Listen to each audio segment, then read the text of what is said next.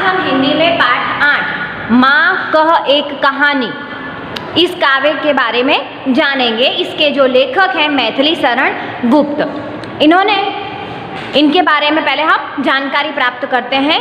राष्ट्रीय कवि मैथिली शरण गुप्त का जन्म 1886 में चीरगांव जिला झांसी उत्तर प्रदेश में हुआ था। बचपन से ही कविता में उनकी रुचि थी। आचार्य महावीर प्रसाद द्विवेदी की प्रेरणा से वे खड़ी बोली की ओर मुड़े और उनकी कविता में निखार आया। उन्होंने अपनी कविता में भारतीय जीवन को समग्रता से समझने एवं प्रस्तुत करने का प्रयास किया है। खड़ी बोली हिंदी के आरंभिक उपन्यासों में से एक थे। संकेत गुप्त जी द्वारा लिखित महाकाव्य हैं।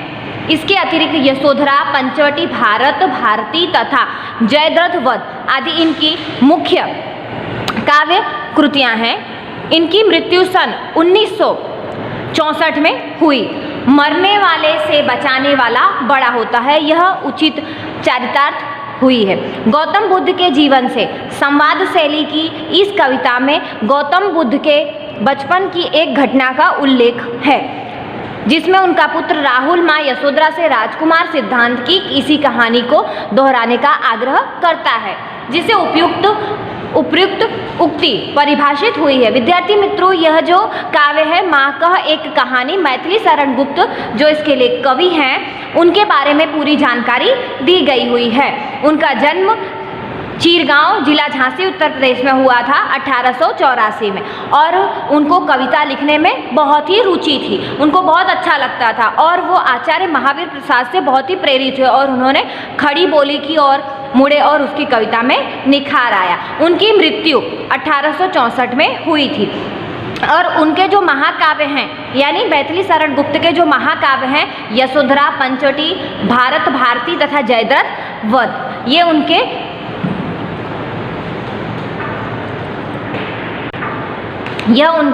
जो महाकाव्य हैं। विद्यार्थी मित्रों, इसके अंदर अब ये काव्य के बारे में हम जानकारी प्राप्त करते हैं। देखिए, माँ कह एक कहानी, बेटा समझ लिया क्या तूने मुझको अपनी नानी। कहती है मुझसे यह चेटी, तू मेरी नानी की बेटी। माँ कह एक कहानी। अब आगे है, माँ कह एक कहानी, बेटा समझ लिया क्या तूने मुझको अपनी नानी। कहती है मुझसे यह चेटी, तू मेरी नानी की बेटी। कह माँ यह लेटी ही लेटी, राजा था या रानी।